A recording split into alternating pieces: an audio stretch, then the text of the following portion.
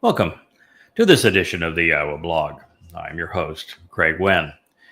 Two of the most challenging topics within the Torah are found in Numbers. As a matter of fact, most of the most difficult passages in the Torah are in Numbers. The two that we're going to be addressing today, actually one, but it leads to the second, is called the adulterous woman, and that is a story that is told in Numbers 5. It actually is resolved in Numbers 19 with the Adamah Parah, though most people don't recognize the connections between them. Now, of course, that material in between these statements is also exceedingly difficult to process, particularly if you're a Israelite.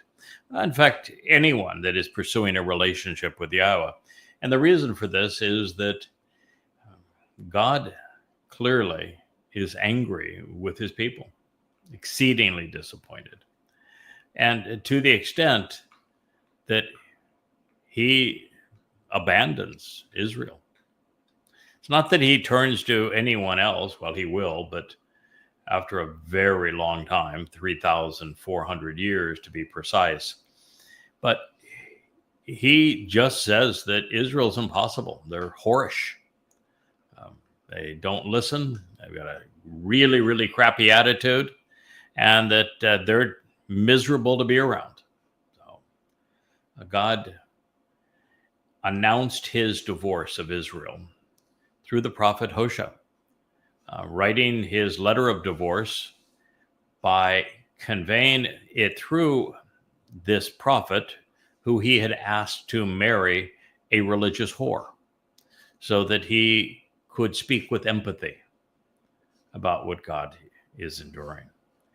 And the reason this is just so difficult for most people to process is that it has long been incorrectly assumed that religions are something that God appreciates, that religions draw people closer to God, that religions are good and positive things, when the opposite is true. Religion is the bane of human existence. It is nothing but a control mechanism to influence and plunder people. You know, the worst of them would be Islam, where in its first 100 years, they bludgeoned a third of the earth's population to death, enslaving and plundering countless more. 200 million people were killed in the first 100 years of Islam. Christianity wasn't nearly as murderous, not in the physical sense, although it has taken more souls than has Islam. And it was no less deplorable as it relates to demeaning and dehumanizing Jews. Christianity literally blames Jews for killing their pretense of a God, as if even that were possible. But nonetheless, that is the basis of anti-Semitism today. And so with most people believing wrongly that religion is good and that religion leads to God, God has exactly the opposite view. And he calls his people whores, not because of their sexuality. He's got no issue with their sexuality. It's their religiosity, is why he calls them unfaithful, prostitutes, whores. And this is the nature of this story of the adulterous woman. It does not represent a female any more than a male. It's all of Israel.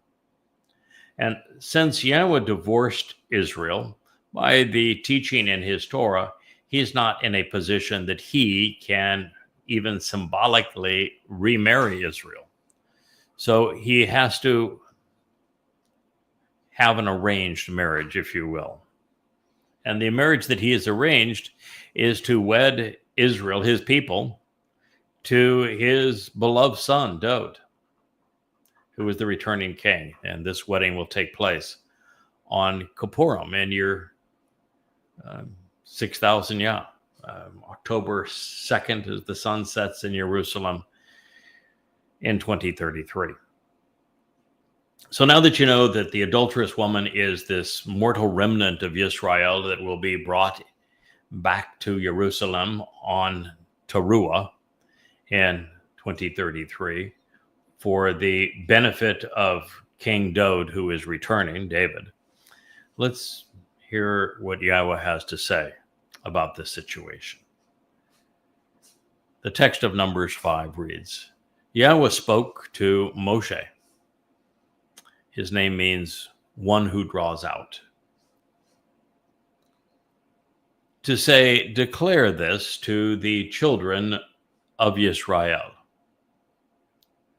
Branded with a stigma and a sign of being possessed and controlled by another is a man or a woman who chooses to continually act upon or habitually engage in any part of that which is offensive, that which is wrong, with guilt ensuing as a result, as well as those missing the way and, in particular, leading others astray, misleading by denying and forfeiting the relationship. You can see that we are now where we have the opportunity presenting the translated text that I am sharing with you. A couple of notes on it as we proceed. One is that these translations are my own. I have devoted the last 24 years, essentially every waking hour, anywhere from 12 to 14 hours a day, 7 days a week, would be over 100,000 hours, to studying the oldest examples of the Torah, prophets, and Psalms. That would be from the Dead Sea Scrolls. Correcting the text to reflect the oldest witnesses, and then scrubbing every word of the diacritical markings of the rabbis so that I look at just the essence of the message conveyed through the letters themselves, while also studying the verbal root of each word so that we know the basis of that word. We have some etymological history to base our understanding. And so these translations not only scrub the text of the religious rubbish of the rabbis and correct the testimony to the oldest extant witness of the Dead Sea Scrolls, which is, typically from the 2nd century BCE, while the Masoretic text, the oldest, would be dated to the 12th century CE. So there's 1,300 years, 1,300 years difference. And the Masoretic text was written in Babylon, a long way away, by very religious people, whereas the Dead Sea Scrolls were written in the shadow of Jerusalem, right where all of these things were being said and taking place. So it's a profoundly different approach. And you can also see that my translating style is by amplification. I invented this style. There is an amplified Bible, but it doesn't provide any amplification. So I don't know why they call it that. And it doesn't use this style at all. It's a copyrighted style that I invented some 24 years ago to present God's testimony in a way never seen before. And the advantage of this amplifications style, which is proprietary, and I don't mind people sharing aspects of it when they are communicating it in context, properly crediting it, and drawing cogent conclusions from it. I don't like it when we have those who would be treacherous and use this style so they could pass off my work as their own. That is exceedingly criminal and duplicitous and deceitful. So in this format, you'll see the key part of the communication that God is offering in a bold format. And then that is followed by the word that we are rendering in an italicized form within a parenthetical. And if that word requires more elucidation, I will do so within the parenthetical, like Asha, for example. It reads, who chooses to continually act upon or habitually engage in. Asha is typically rendered do, and most English translations, and they leave it at that. But as I shared previously, I like to render Asha more in a manner that encourages us to engage.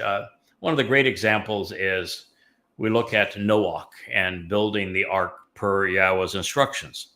And the entire reason that Noah was spared, he and his family, of course, the animals aboard that ark, and everyone with a Nasama, who was a descendant of Adam and Chawah from the garden around the area of Lake Van and the Black Sea. The reason they all didn't survive by intent was that Noah not only listened to God, which is essential, the word is Shama, he listened to what Yahweh said, but he acted. He engaged based upon God's instructions. And so it's very important to communicate that God wants an active relationship. He wants us engaged in this relationship. He wants us to listen to him and then respond.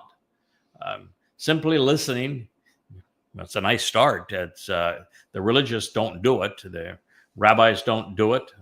Practitioners of Judaism don't do it. Christians don't do it. Muslims don't do it.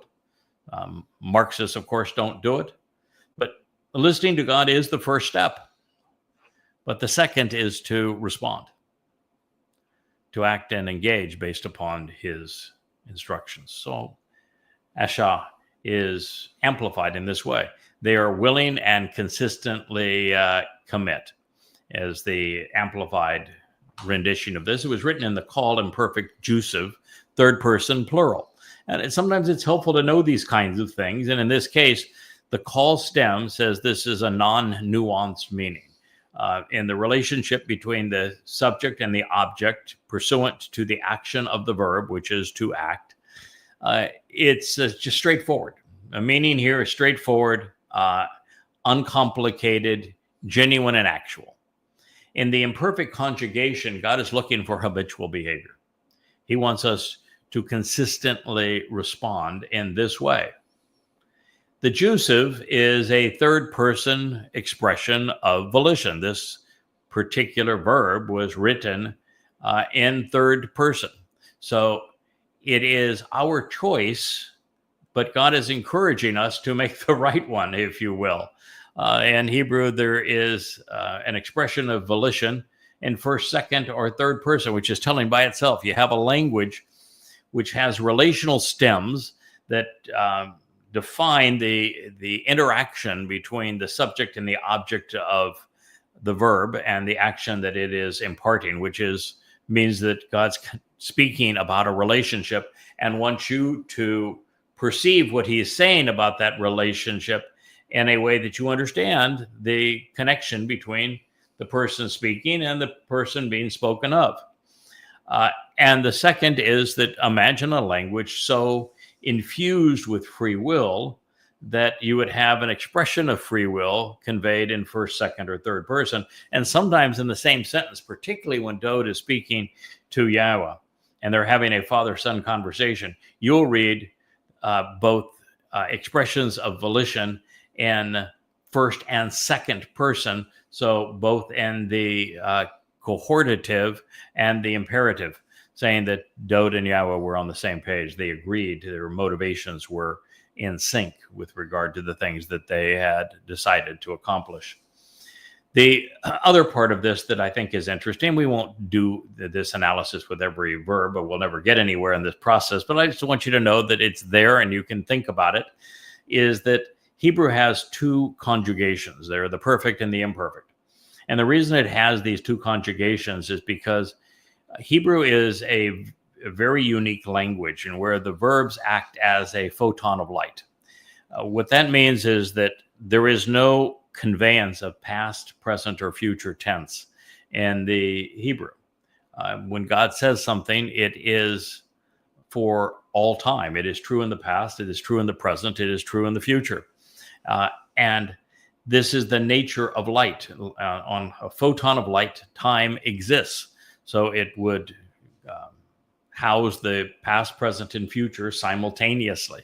It's the very nature of prophecy. Yahweh, as a spiritual energy-based being, can therefore maneuver in time, and he can see our future and our past, which is what he is reporting. So he's really reporting future history. And so the perfect conjugation limits the action. So if this being engage, it would be to engage at a moment in time if it was in the perfect. That moment in time can be past or present or future, but it is an activity that is limited in time, not ongoing. Where in the imperfect, it is ongoing. That would be habitual, continual, consistent behavior. Sometimes it makes a big difference, like in the statements that Yahweh etched in stone, where he said things like, don't bear false witness. It's actually written in the imperfect, so it says don't consistently continue to bear false witness. So if you're bearing false witness about God, for example, because you're religious, you're calling him Hashem or G-D, or you're talking about your Talmud or rabbinical lore and promoting Judaism or Christianity or any other religion, then you're bearing false witness. And you wouldn't be in violation of God's instruction in this regard. But because it's written in the imperfect, the moment you stop, you're no longer guilty of doing that. So having written those instructions in the imperfect means that all we have to do is stop being in conflict with them, and we are no longer guilty of them. It's a very powerful concept in that regard. So the imperfect is ongoing behavior throughout time. So anyways, I just want you to know these kinds of things because a lot of thought went into rendering this as accurately and as completely as possible, and then doing something no one had ever done before. I'm laying all of the cards open, face up on top of the table, so that you now can use your search engine. Because these books are all available just as you see them here. This is a flip book version of what is Qatsyr-Harvest. Here's the real McCoy here, 825 pages. We're around page 795-ish of this book as we're covering this particular material. And so you can online, because all the books are free in their entirety, which is, of course, very unique. I don't think there's any other author that has written nearly as much as I have, written many times more than all of the prophets of Yahweh combined, and offers everything for free. But I do. I want you to know what I know. God wants you to know what I know. And, the other aspect of this, now you can take and do a copy and paste, take the word Asha, for example, and paste it into a search engine and or take it to your favorite site where words can be defined. And you'll find that there's probably 8 or 9 free Hebrew English dictionaries online. A lot of support for the text. Check out Asha. Copy and paste it. See if my rendering is accurate. See if, in fact, it means do, make, act, engage, commit, celebrate, benefit from, capitalize on. See if those definitions are all part of it. My hope would be that you wouldn't do what so many have done previously and say, well, I did that and I don't get the same definition that you do, because I'm not basing what I'm sharing with you on one lexicon. And the reason you can't do that is that in particular, Strong's, which is the most popular and the oldest of them, is keyed to the King James. And so it wants to give the first rendering such that it is consistent with what the King James chose, even if that rendering has no validity. And they do it a lot. And the second reason is that there are much better lexicons. And what you find is that truth is found when you compare many, and that you don't just stop at one spelling of the word, but you look at the letters that comprise that word, and you consider all words that are written with that same basis, so that you're getting a full perspective of what the word can mean. I typically will look at anywhere from 8 to 15 different lexicons, unless it's a word that, I've translated, like Asha. I've translated Asha thousands and thousands of times. So, I don't look it up anymore. Kol, which is the next statement, men. Men is from, out of. Kol is all or every, the entirety of something. All means all. That's all means. Chata, the next word that appears here, it's chata and chata-ah, are used commonly in God's vocabulary. And so after you've done this for 24 years, you're not looking up every word anymore. But as you begin, I would encourage you to do it, because it'll give you great confidence. And plus, you'll get a familiarity with God's vocabulary. So this is the nature of who chooses, because remember, juicive, to continually act upon or habitually engage. Why? Because it's in the imperfect, and it's defining Asher, any part of min kol, that which is offensive and wrong, ensuing guilt for those missing the way and leading others astray. Chata is one of 10, 12 words that Yahweh uses that people like to render as sin, but sin is really a religious term, and I don't like using religious terms. When you study the root of chata and chata-ah, you'll see that the root speaks of going astray and leading others away from God. That is the nature of the word, and it conveys the idea of encouraging, or not encouraging, but of being encumbered with guilt as a result of leading others astray. And that's the guilt that needs to be expunged if we're going to have a relationship with God. And when you look at a word like chata-ah, which is something where it's a collective problem, and he's speaking now to all Israel. So this is not an individual that decides to leave somebody on the wrong path and walk through the wilderness of the forest. No, this is a collective issue. And when the problem is leading people astray, and the subject is God, and the object is Israel, there's only one institution that does that kind of thing: religion. And so chata-ah is ensuing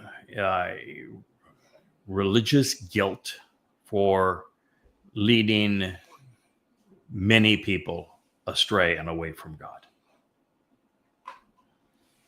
By acting in an adulterous and unfaithful manner, being defiant and treacherous, by rising above Yahweh. Okay, we're in a chapter that is known as the adulterous woman. We're finding that God is speaking to all Israel. He has specifically said men and women. In that prior sentence, the same verse here, it's Ish, O, Isha. Ish is male, man, individual from a masculine perspective. And Isha means one of two things in Hebrew. It is the word for fire, but with from a feminine fire. Doesn't mean the fire is girly. It's just that Hebrew, like so many languages, has a male and female form that is useful, because then you can look at the pronouns and make certain that you understand what's being discussed. It's really a very handy tool in the language. But Isha either means fire or woman. And so God is speaking of men and women, and the reason that it is assumed we're talking about a woman is because there's a groom in this story. And that groom is not named, but it is easily deduced from the rest of the Torah that that groom is Dod, God's beloved son. So by acting in an adulterous and unfaithful manner. So right after Chata'ah, which is addressing religion, leading the preponderance of God's people astray and therefore away from him, we have ma'al, which is defined as acting in an adulterous and unfaithful manner by being defiant and treacherous, and therefore rising above Yahweh. I'm translating now finished Numbers 11, 12, 13, and 14, and I'm about a third of the way through Numbers 15. This is one of the most embarrassing experiences to even tread upon. It's almost beyond words as to how bad the children of Israelites have been towards God and continue to be. Literally telling God to go away and shut up. We never want to see you or hear from you again. And they were so belligerent against the gift of Israel, the promised land. They besmirched Yahweh's reputation. They just trashed it. Lucky, I mean, it's just amazing that God went through with the offer after their review. And he only then went on with two men, Caleb and Yehoshua ben Nun, and those who were under 20. And one of the things we find is on this being belligerent and unfaithful and rising above Ma'al, Yahweh, is that when Yahweh said, you're not going into the land. You told me you didn't like it, you didn't want it, you thought you're all going to die. You're not going in. That's just bottom line. You're not going to go in. I'm not leading you in. I'm not offering it to you anymore. You're not going there. Well, they got all full of themselves and said, well, in fact, they even used Chata'ah in their context. And they ran off into the hill country. And the first thing they said is, look at us. And the next thing you'll find is they're all dead.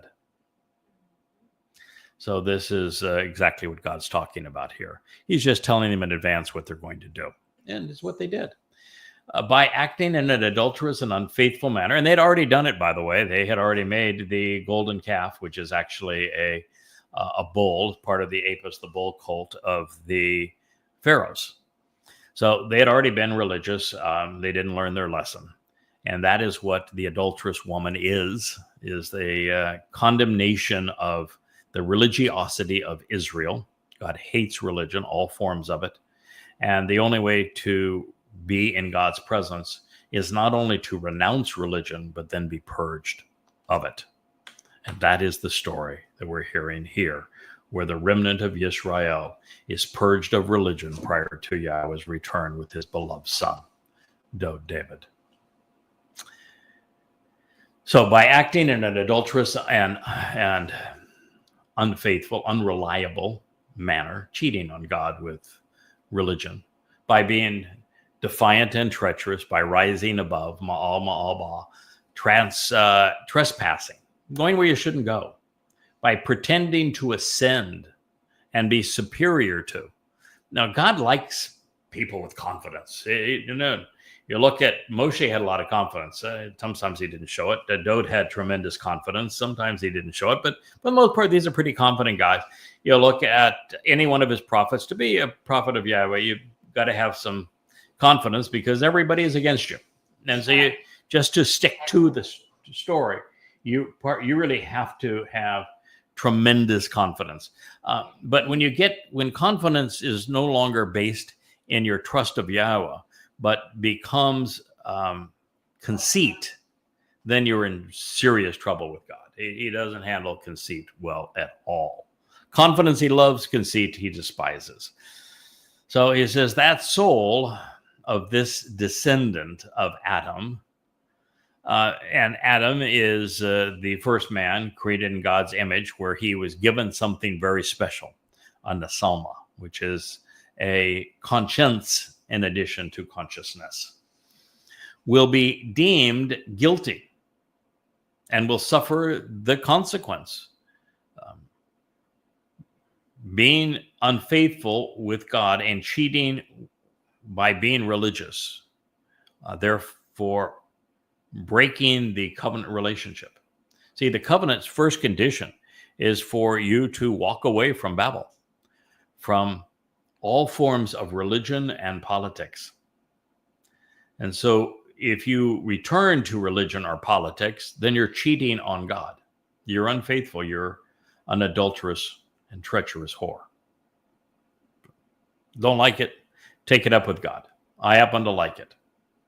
I don't have any problem with it. In fact, I'm supportive of his decision. I agree with him. And that's because I have studied religions. I've written 13 books on the Abrahamic religions, 5 on Islam, exposing and condemning Allah and Muhammad, the Quran itself. No one has done a more comprehensive job of proving that Allah was not a god, that Muhammad was not a prophet, and that Islam is not a holy book, but a piece of absolute rubbish. And I've done the same thing with Christian New Testament and the 5 volumes of Twistianity. So goddamn religion for Islam, Twistianity for Christianity. And I have proven that Paul was not a prophet. He was not an apostle. He did not speak for God. The Gospels were written much later. They reflect Paul's sentiment, Paul that created the myth of Jesus. Jesus never existed. He's not only not a god, he never existed. He's a crude counterfeit of David, who's the actual Messiah and Son of God, who was crucified in 33 CE in his second of 3 lives.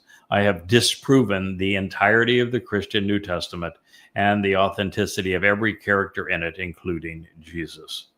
So I know a lot about this. And then in the 3 books that I wrote that were about a comprehensive analysis of the books scribed in Babylon, Daniel and Ezekiel, I completely discredit Judaism. So I know a fair amount about religion, and I understand why God hates religion. And I don't think there's anybody that's ever done a more comprehensive job, particularly in disproving the religions that are the most obnoxious from God's point of view. Christianity, Judaism, and Islam.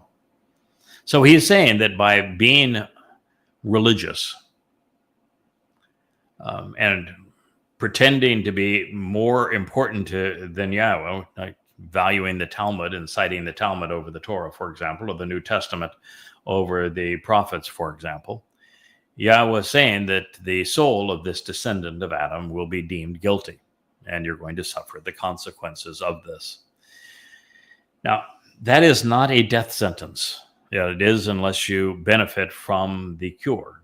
Yahweh has established a cure, and he's going to speak of one element of that cure here in Numbers 5. When you get to Numbers 15, he lays it all out. He gives the story of the bull, the lamb, and the goat, and what each of them do to contribute to our salvation. These are 3 of the most important characters in God's story. The bull is Yada. You're listening to him. The greatest person by far, God's chosen one, the Messiah, the former and returning king, our Savior, is David. He is the lamb. He fulfilled Passover. And Eliah, known as Elijah, the extraordinary man who was unafraid to challenge and condemn Israel for being religious and political. And he is returning, and he is the goat in this story. So God has a solution, but you got to know the story to know that solution. And that starts with, well, accepting Yahweh by name, coming to know who the players are in the story and the roles they endure, really, to bring this news to you. It's a damn tough job that each of the 3 of us, and if I put Moshe into the mix, happy to have him in that mix. Moshe gave up on you. He asked Yahweh to kill him. He was just so distraught with the realization that no one can effectively lead Israel. They are that belligerent. I've had people, when I tell that story, condemn me and say, how dare you say that about Jews? That is, a blood libel. I said, well, take it up with Yahowah. I'm telling you what the Torah says. Let's deal with what the Torah says. We can't play pretend anymore. And then they'll come back, well, that was those people long ago, doesn't pertain to us. And my response will be, actually, the stories that we're reading, like this one, had no value whatsoever for the people long ago. None. They didn't listen to God. They didn't do as he requested. They were belligerent to him. They even told him, go away, shut up. We don't want to hear from you again. We don't want to be around you anymore. These stories in the Torah had no value whatsoever to Israel, not then and not even now. None. It wasn't until we began this cooperation between Yahowah, when he asked me to do this for him, that these stories are now being presented not as history, although they were lived out through the lives of the children of Israel, but prophecy. Every one of these stories and numbers throughout pertains to us right now. These stories are literally coming alive in your hearing, being understood by their intent at this very moment, because we're only a year or so from entering the time of Israel's troubles. 2 out of every 3 Jews are going to die. The world is going to be destroyed.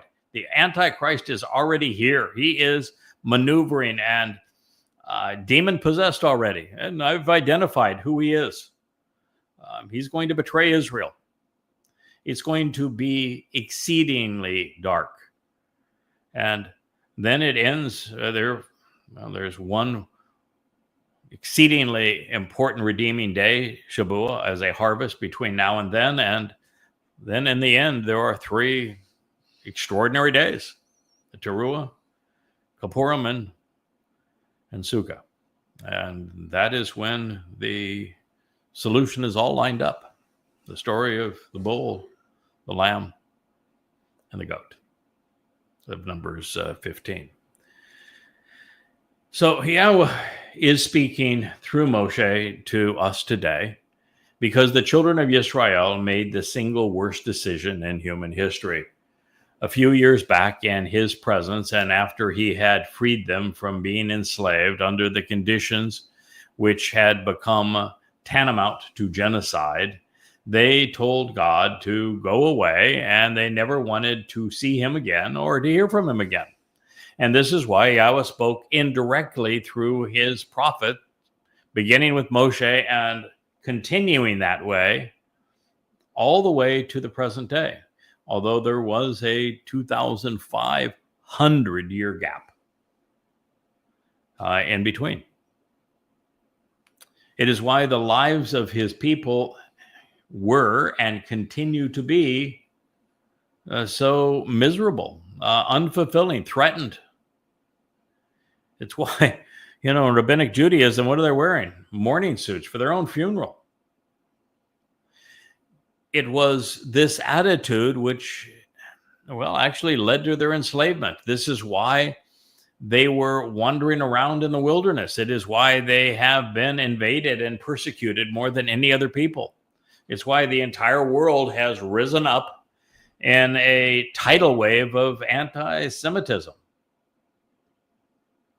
And of course, if you even look at the basis of anti-Semitism, it's from Shem, the Hebrew word for name. Hebrews use it all the time. They call their God Hashem, the name. And it's actually a condemnation of Yahweh's name, where it is just denied by Christians, by Jews, by Muslims, by Marxists, by everyone. And so the real revolt is against all things associated with Yahowah. And the truth is that Israelites became so bad, they strayed so far from Yahowah, that they actually erased his name and then forgot his name.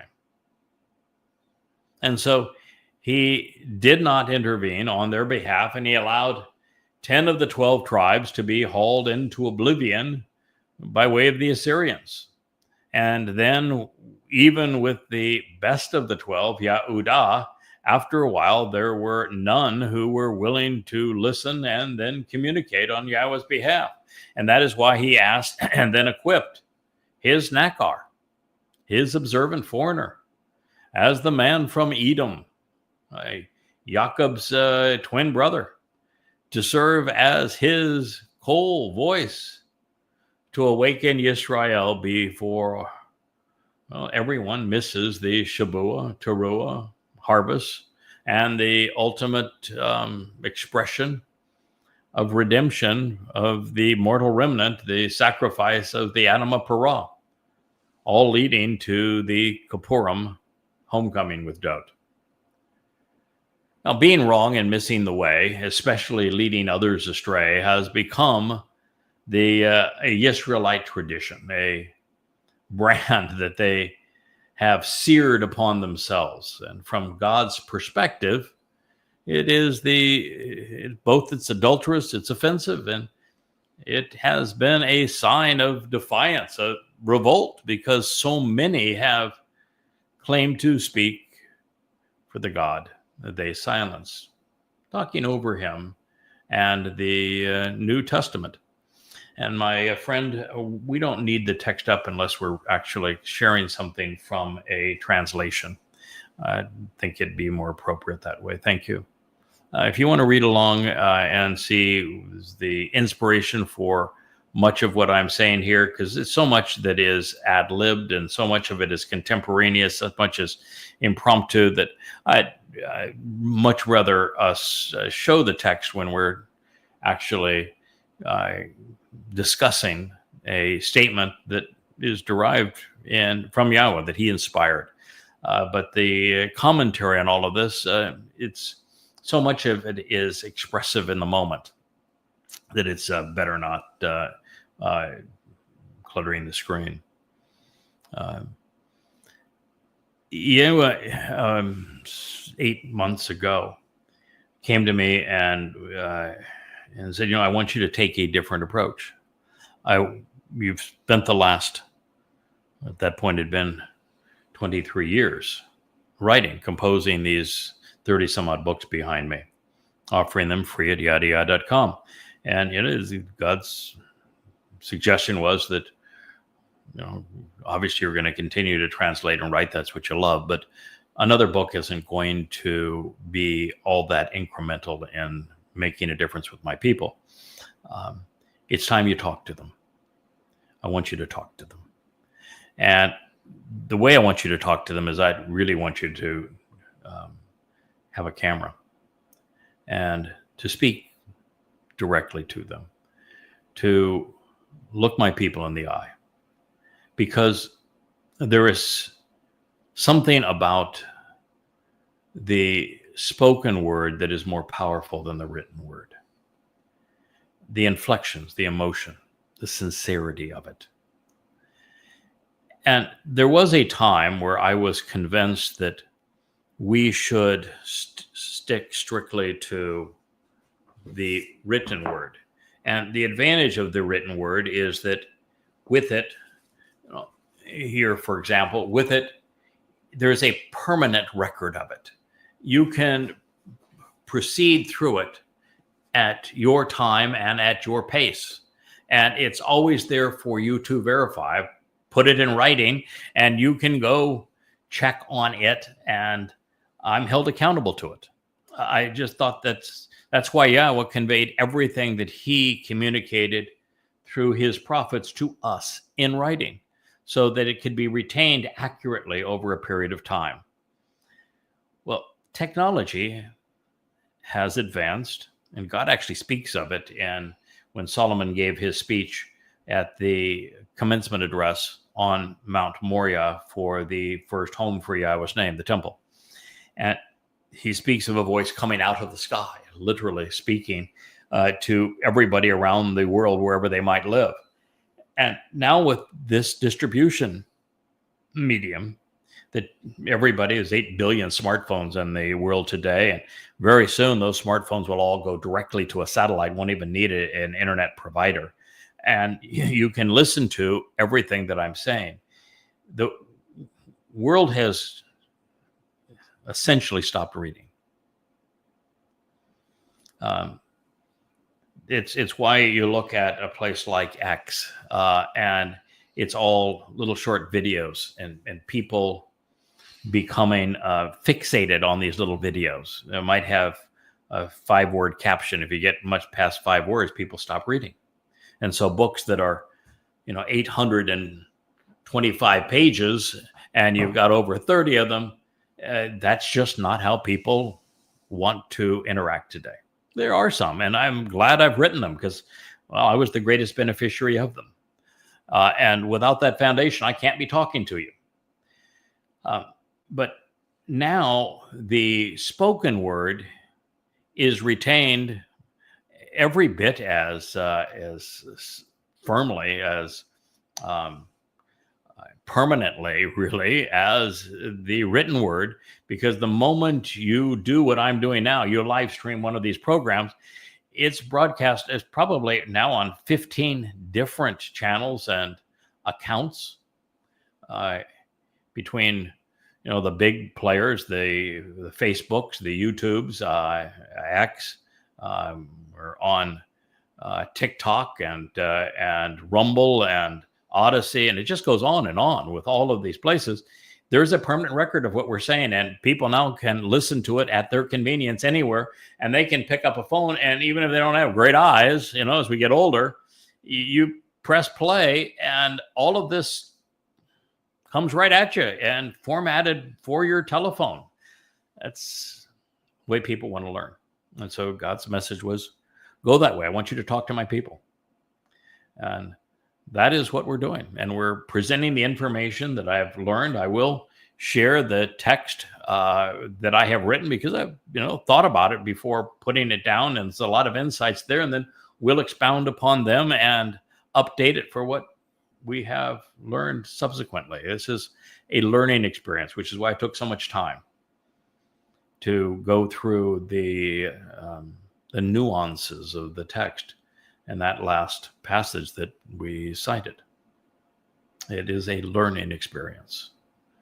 And it's important because I want you to recognize that while my message is wholly inconsistent with that of religion and that of politics, because God is anti-religion and anti-political, it isn't my message. It's God's. And God does not like the idea of people talking over him through their Talmuds and their New Testaments. He wants you to know that the Talmud is not from him and he despises it. He wants you to know that the New Testament is not from him and he hates it with a passion. God wants you to know that the Quran is satanic rubbish.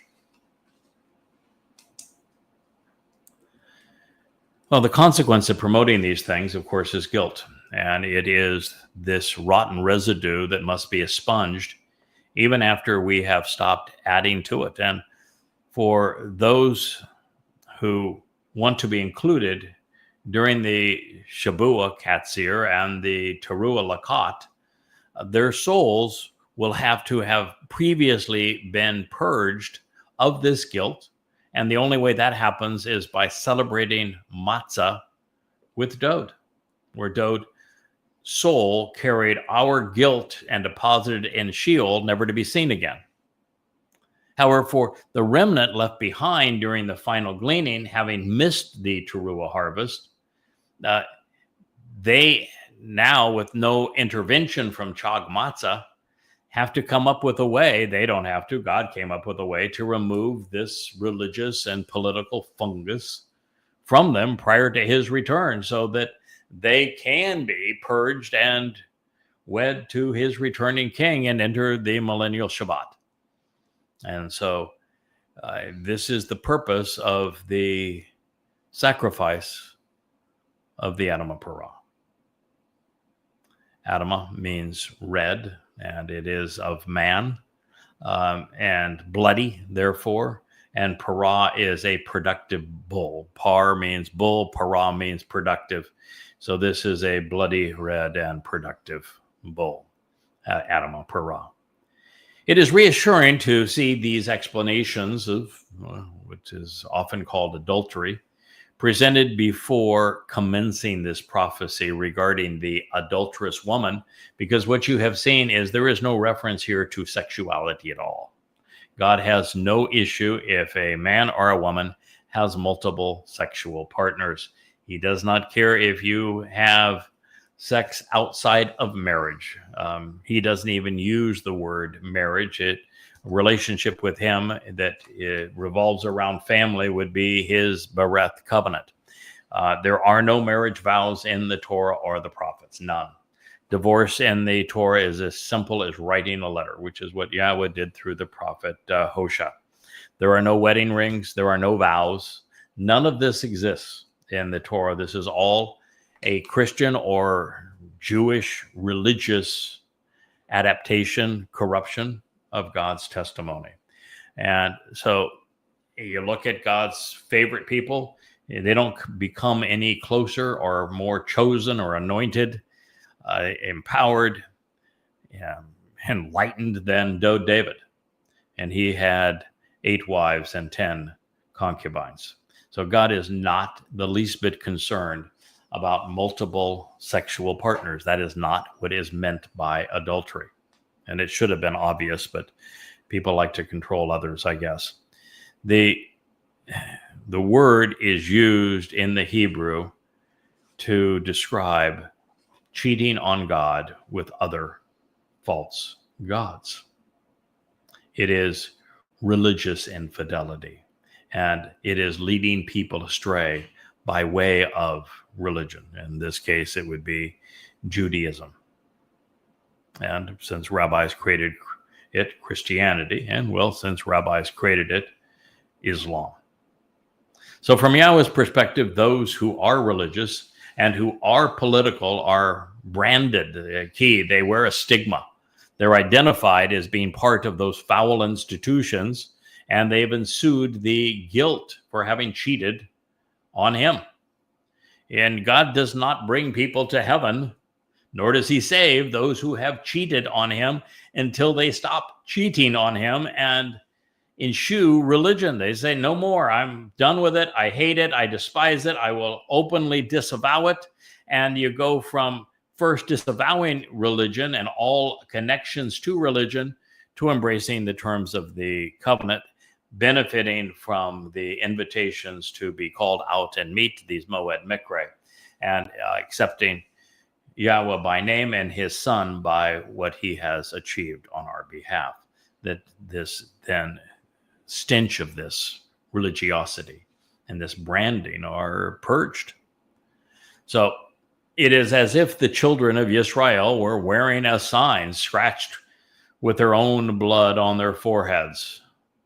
I belong to the Haredi, or to the Likud. And for these things, there is a consequence, life and death, both of which entail separation from God. So let's be clear. Since God has been with us, the primary use of adultery in the Torah has nothing to do with sexuality, has nothing to do with marriage. The men and women portrayed in the Torah were not monogamous. I'm not even sure it's natural for men or women to be monogamous. I've certainly experienced the joy of it here with Leah on this beautiful idyllic island, and I would highly recommend it. Particularly when you really have a intellectual, emotional, spiritual, and physical connection. But it is just not the way that the people in God's story lived. So they were never criticized. Never once was anyone criticized for having more than one lover or for who they chose to love, not from God. In fact, when somebody tried to criticize someone's woman, in the case of Miriam, challenging her brother, Moshe, there isn't even a word for wife, by the way, or husband. It's just the right word for man and woman. So it's very different mentality from God's point of view. Sexuality is only seen as repulsive and inappropriate if it involves any nuance of incest, because of the damage that does to people. Rape, pedophilia, bestiality are all things God says just don't do that. There really isn't a prohibition against homosexuality among consenting adults.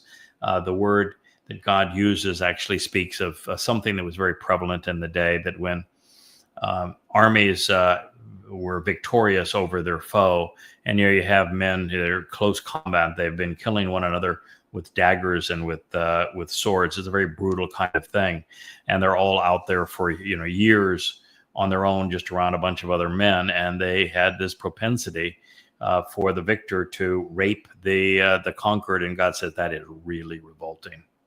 Don't do that. So that's what he is even speaking about in this regard. And I will go into this quite often when teaching about God's mentality, because the religious have really screwed it up. They look at Islam. They want the woman to be covered in a tent as if she is she's trash and she's covered in a bag, and she has no rights. And Yahweh just detests that. You look at Judaism, the first thing a woman must do, she's going to be married, she needs to shave her hair. And what a terrible thing to do, because hair can be the crowning glory of a woman's beauty.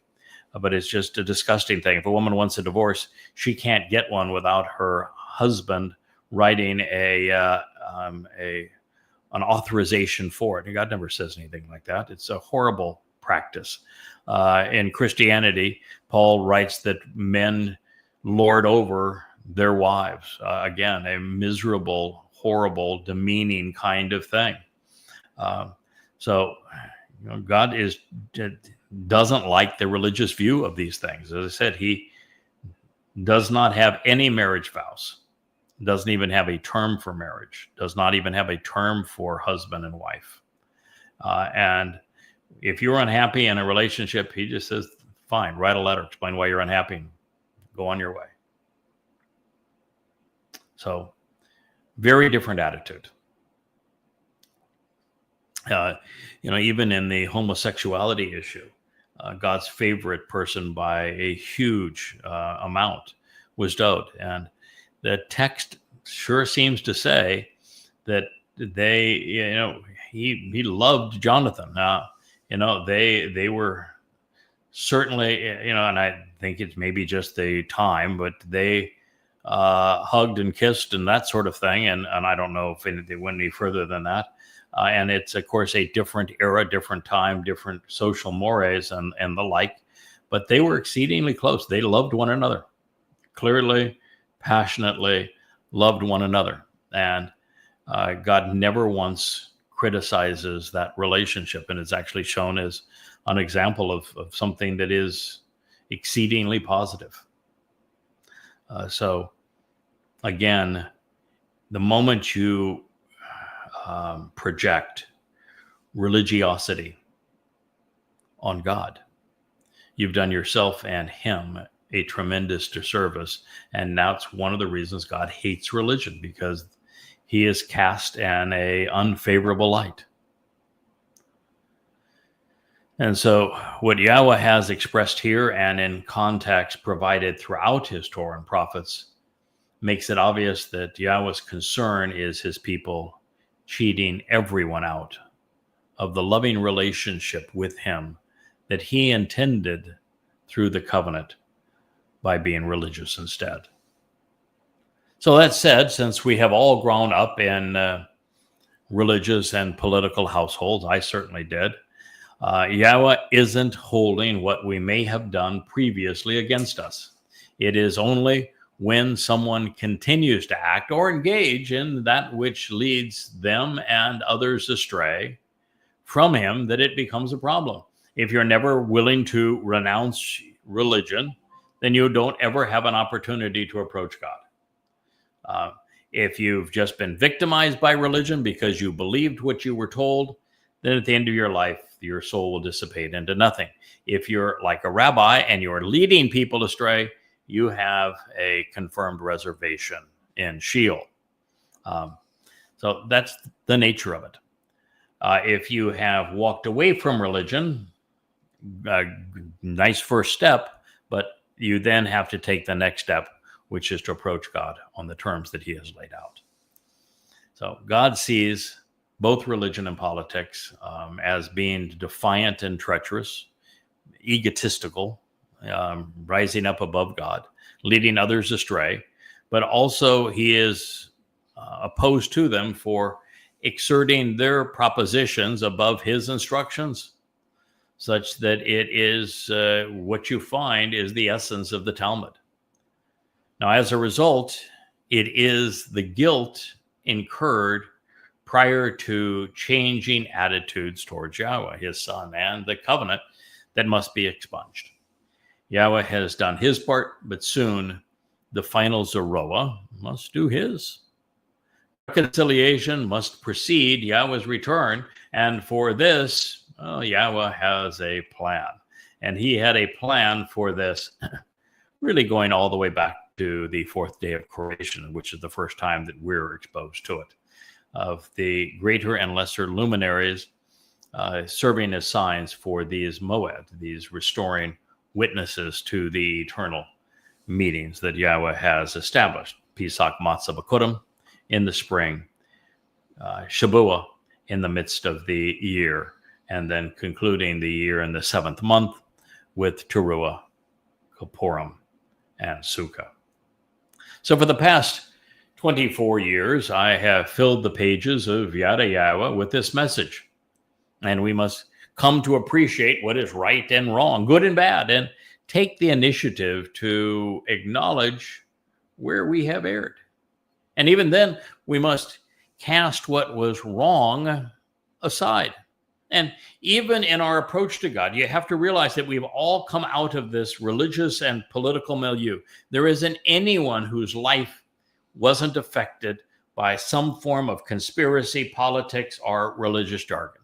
All of us have been raised in this very polluted world. And so it's one thing to say, I don't want to be a Christian anymore. I don't want to be part of the Haredi sect anymore. I don't want to be a Marxist anymore. I don't want to be a MAGA anymore. That's a good start. But then you have to begin to wipe your memory cells of all of the preconceived notions. For example, even people who are of a different religion or no religion at all believe that there was a Jesus fellow. It never existed. So for us to proceed in our relationship with God, we need to appreciate that Jesus was nothing but a counterfeit. This is something which must be purged from us to go forward in that relationship. So we need to know what is true and what is not, and take the initiative to acknowledge where we have erred. And this is a process that all of us must engage in over time. I've, in the course of these 23 years, I've learned a lot. And over that time, you end up editing what you previously wrote or said because you've discovered something that is much more consistent with Yahweh's overall plan and much more important for people to know. For example, this transition that we engaged in several years ago of not just recognizing that David is the actual Messiah and Son of God and former and returning king, and that he would lead, absolutely have two lives, just like Elias would have two lives, we learned that it goes much beyond that Dowd wrote of his own crucifixion, that Dowd specifically said when he would fulfill Chag Matzah in 33 CE, that Dowd volunteered for this mission of being our Savior, which means that Dowd not only has 2 lives, but 3 lives, and that he is our Savior, and that he is the one that was counterfeited to create the illusion of Jesus Christ. So that takes us to an entirely different level in our understanding of who God is and what he is offering, and would require us to go back and to make corrections on anything that had been said previously. Part of the growth, part of the excitement of being raised as God's kid and learning from Dad. So it is the process of restoration, it's the process of elucidation, it is the means to enlightenment, it is how we become Sadak, right with God. Now, recognizing that we have been led astray by religious affiliations and by political parties, it is simply the first step in the right direction. Disassociating from both is the second. And in this case, Yahweh's instruction has been presented in the Hitpael stem. Now, that sounds like a mouthful, but and I don't want to get too technical, but what that means is that this admission and resolve to disassociate from religion and from politics must be of our own volition. You can still speak of false gods and of religion and of politics, but it is only to expose and to criticize them or to correct myths that are wrong and that are important, particularly as they relate to God's people. And so in the Hitpael stem, it means that we are acting on our own. It means that there is no barrier now. There's no compulsion in doing this. We are jettisoning the religious rubbish because we have chosen to do so and are no longer influenced by or controlled by religiosity or politics. So now we're going back into a statement that is one from Yahweh. So I can already see, boy, you are on your game there, Rich. Thank you for bringing that up. It's nice to have a producer that is not only exceedingly bright and technically astute, but who knows and loves Yahweh and is expert on all of the things that we have discussed. For example, the first thing we did this morning is after breakfast, we had a lovely conversation about the revelations in Numbers 15. First time those passages have ever been properly understood and applied. And it's fun to have those kinds of meetings and to share this kind of stuff.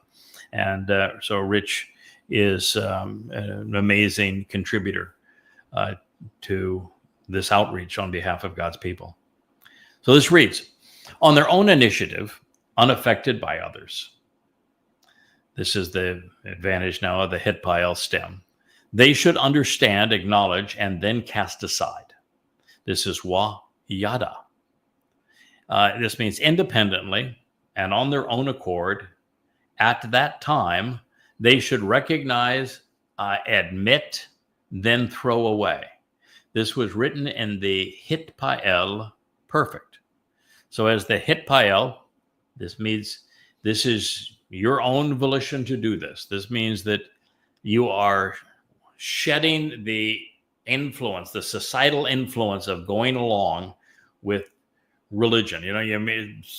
Today, the majority of people that celebrate Christmas and Halloween are not Christians, even though they're both religious holidays. They'll even celebrate Easter, and it's clearly not it's a religious holiday. And so it's a matter of breaking all of that and no longer being controlled or influenced by any of it. So on their own volition, unaffected by others, they should understand, acknowledge, and then cast aside independently and of their own accord. At that time, they should recognize and admit their guilt from having been wrong and misleading. This is not a confession. This is just to acknowledge, oh, wow, I was wrong about that. Now that I know that God does not want me to be religious, and I know that Judaism, Islam, Christianity, Marxism have said things that are grossly untrue and have misled me, I'm admitting that I was wrong to believe what they say, and I'm rejecting it. It's a conversation you're having with yourself. So they acknowledge having been wrong and for misleading. This is that chata word again. And that they had engaged up to this point in time. So this is Asher Asha. So the full sentence would be on their own initiative, therefore unaffected by others. They should understand, acknowledge, and then cast aside, be done with their guilt from having been wrong and for having misled that they had engaged in up to this point in time.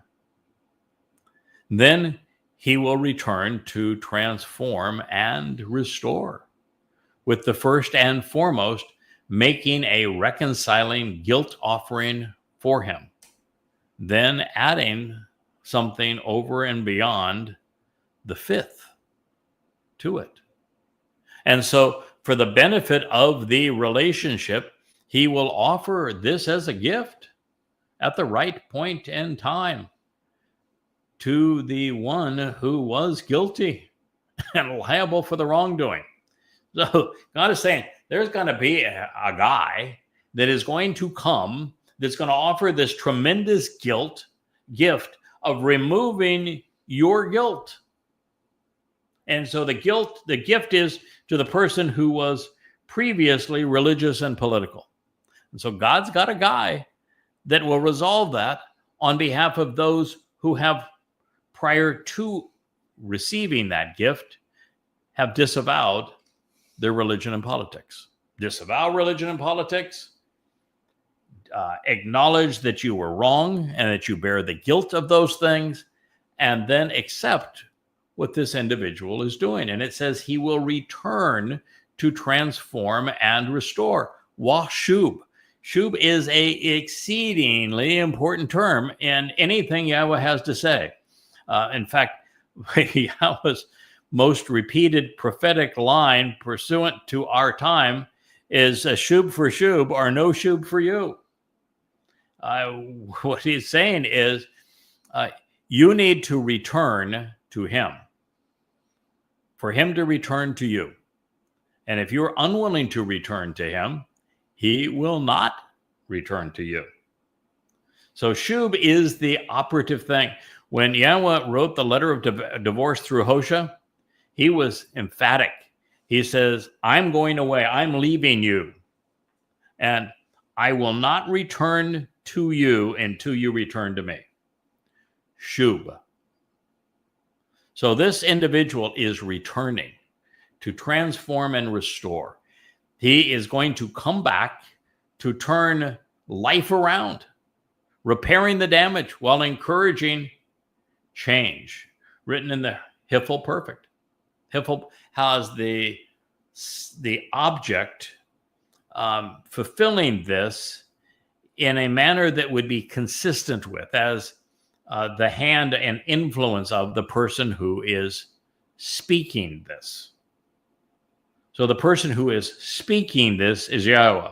Therefore, in the Hiphil stem, the person who is returning is a secondary subject to Yahweh.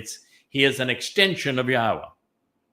Now, he's not Yahweh. He's a person who is acting in such a way that his actions convey Yahweh's intent relative to the action of this verb, which is to restore. So as Yahweh wants to restore us, this person in the Hiphil and the perfect at that moment in time is going to be an extension of Yahweh for the purpose of restoration.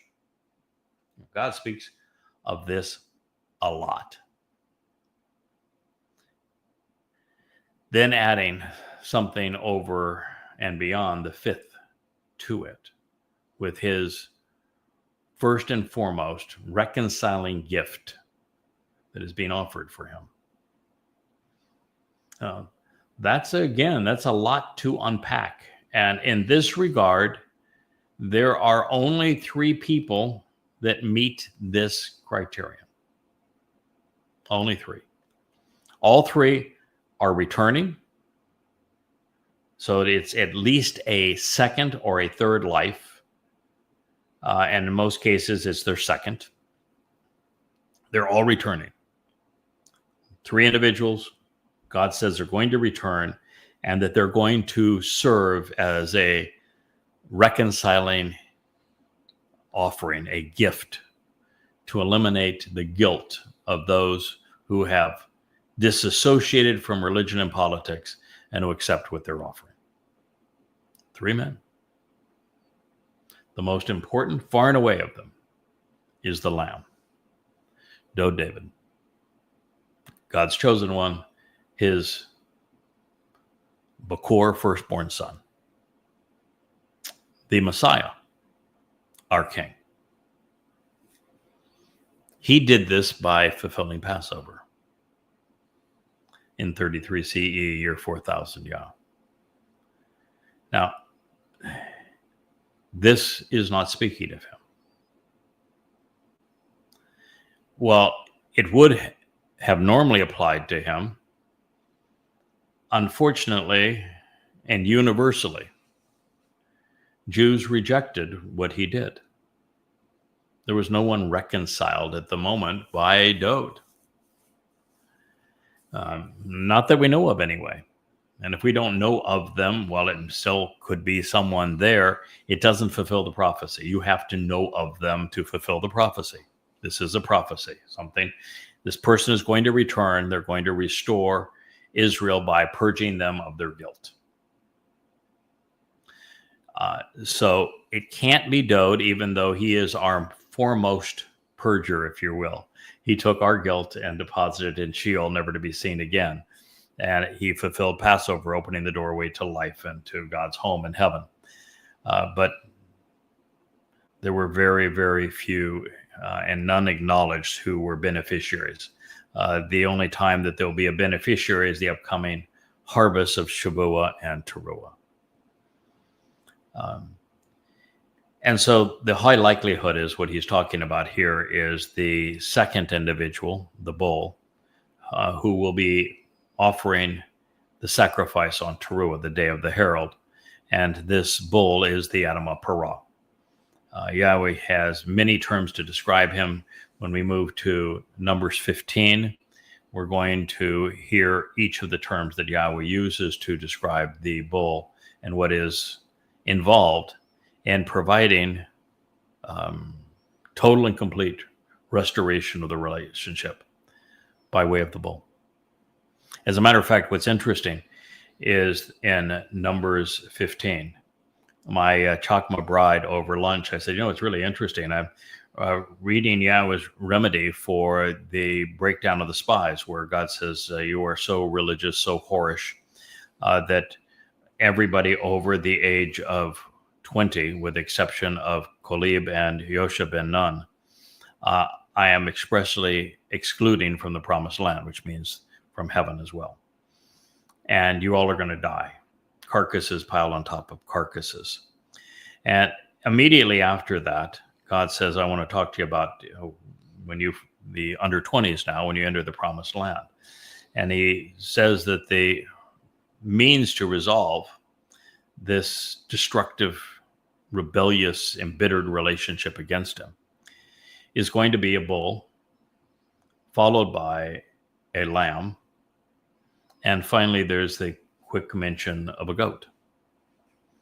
And so I was talking about this with Leah, as I'm saying, I've written the translations. I haven't written all the commentary on it, and I'm curious as to why God put the bull in the pole position. The bull's first, then the lamb, and of course the lamb is the most important because the lamb happens to be Dode, followed by the goat, which is working on behalf of the lamb and is appreciated for the work that he's done at the very end.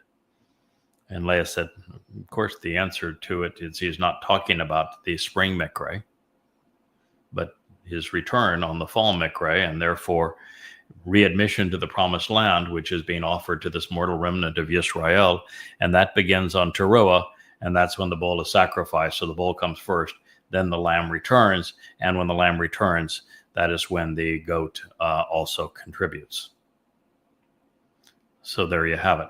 And that is likely what God is speaking of here, particularly since he said beyond the fifth. Pesach, Matzah, Bakurim, Shabuah. What's number 5? Towrah. Towrah.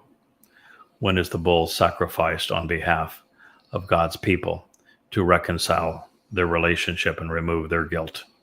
Towrah. Towrah. It's the 5th. And so for the benefit of the relationship, he will offer this as a gift. The sacrifice of the lamb, Dode's sacrifice, was Dode's decision. He voluntarily made that and is offering as a gift. He is the son who was given in Isaiah 9. And it'll be true also with the Adamah Parah. The Adamah Parah doesn't have near the importance that Dode has. And so he doesn't get to, as Dode, there's this beautiful progression through the Mizmor, the Psalms, as Dode comes upon the realization that he should do this, that he saw himself in the Torah's testimony being the lamb, fulfilling Passover, and that he recognized this was his calling to do this, something important that he could volunteer to do. And he then is speaking to God and saying, I really want to do this. And you're not going to stop me because this is good for my people. It's good for me. It's good for you. It's good for everybody. It's the right decision. I'm sure it's the right decision. And you read Dode's progression through this. That's why he's the son who is given. With the Adamah Parah, it was simply stated.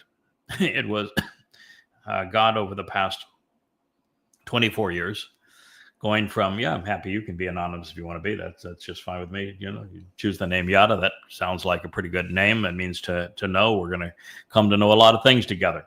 And then there was this realization that he was describing our relationship when describing the Choder, and then describing our relationship when he was describing the Nakar and the Nakri, and it went one after another, and God kept on, as I say, upping the ante.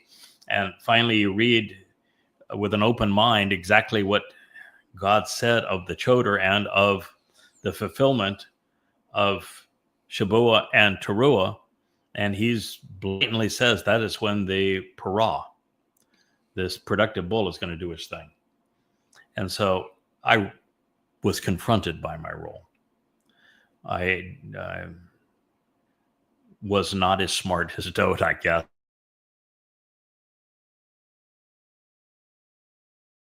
Thing to volunteer for. I see this sacrifice. I'd like the honor, privilege, if you will, of being able to serve in this way. I wasn't as smart as Dode. I was laid out in front of me, and I said, "Okay, I understand. That is the role I'm being asked to play, and I accept. I will do as requested, and I am honored and privileged to be able to serve, and happy to do so." So it was more, in my case, of an acceptance as opposed to a request. Dode made a request of Yahowah. Said, "I want to do this. You want me to do this. So let's do this." In my case, it was, I read that I'm going to be doing this. And I said, okay, well, we're going to be doing this. There's a huge difference between the two, really. I wish I had been smart enough to have seen all of this and to say, there's the sacrifice of the Adam of Parah. It applies to the adulterous woman. There's this sacrifice that clearly it takes place on Towrah. There's this constant mention of the lamb and the bull. So this must be Towrah, and somebody needs to do it. And I'd like to volunteer. I think that'd be great.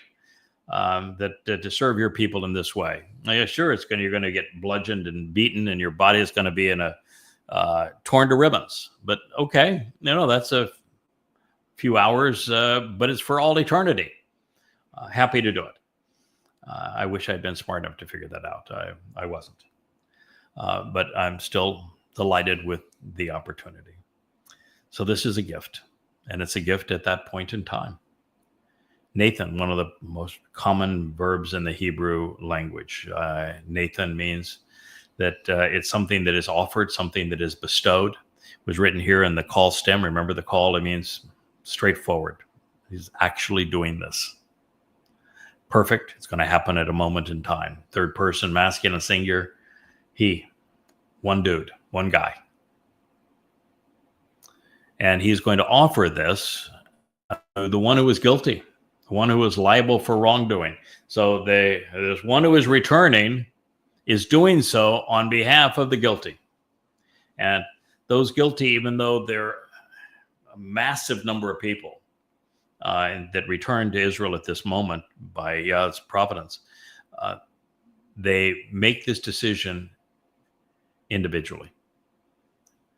So it is a straightforward process. Come to know and acknowledge that the religion and politics of man are misleading, and that God wants us to disassociate from both, cast these villains aside, recognize that Yahweh has a plan to resolve the guilt incurred prior to accepting the truth about him. I was once very political. I was once very patriotic. I was once exceedingly religious. And I expunged my faith and my beliefs in those things prior to God reaching out to me now 24 years ago, on all days, of course, on a Towrah, right after 9/11. And it was only after walking away from those things that I was approachable, but more usable because I had previously been in them. And this is the lesson of Moshe. Moshe was raised and lived in the political, religious, militant milieu of the caste system being imposed of Mitzrayim, of Egypt. And so he knew those things. He was disgusted by those things. He denounced those things. He stood up against those things and then walked away from them before Yahweh reached out to him. Just like Abraham and Sarah walked away from Babylon, which is the commingling of religion and politics, which is the first condition of the covenant, that we follow that example and do the same thing. So it is essential that we walk away from these things. And since most of us have been influenced by them, that helps us then have empathy with God for what he's trying to achieve. It's why God said to Hosea, marry this religious whore, because if you do, then you're going to have some understanding and empathy of what I'm going through and what I'm trying to achieve through this divorce, and how horrible it is to be married to a religious whore. So God wants us to cast these terrible villains of religion and politics aside before we even attempt to meet with him. Now, almost anyone can be restored and come to Yahweh by acting upon his message, this one that I'm sharing with you. And once restitution is made, our guilt can be resolved. It's resolved through the Moed Mikra, particularly through the combination of Chag Matzah, Pesach Matzah, and Bekurim, and then later through the events of Towrah. And for most, they're going to capitalize upon what Dod has done. Certainly the beneficiaries of the Qatsyr of Shabuah and the Lakat of Towrah, which one before the time of Jacob's troubles, the other one at the end of the bookends for the time of Jacob's troubles. And all of those who capitalize on that will have been the byproduct, the beneficiaries of what Dod has achieved. But the final remnant is actually a bigger deal to God because he wants to return to the land. He wants his people to return. And the only way that can happen as he restores the earth to the conditions of Eden is that this final sacrifice has to be made by one of the characters in God's story, the bull, to purge them of their guilt. So this is what we're talking about here, and unfortunately, not everyone is going to benefit what Dode has done. No matter how much we point, as the lesser luminary, as the moon reflects the sun's light. There's Dode. This is what he's done. Capitalize on it. You'll join us for the Shabat harvest. Most are not going to listen, and so now there has to be that remedy for the residual final remnant of Yisrael who are brought into Jerusalem to benefit from the sacrifice of the Adamah Parah. This occurs on the 5th Moed, that being Towrah. So those who were left behind from the 2 harvests will now need to have their guilt expunged by Yada, serving as the Adamah Parah. It is his sacrifice of what's known as the red heifer that will provide the final opportunity for the final remnant of God's people to come clean and enter the promised land as the earth is returned to the conditions experienced in Eden. Well, I thank you for listening. I've gone well over the normal hour time, but it's been a real pleasure to bring this program to you and to pursue what I think is a living prophecy in the book of Numbers and to explain the story of the adulterous woman in a way that you can apply it to your life. Thank you again for listening to the YAHOWAH blog. Good day.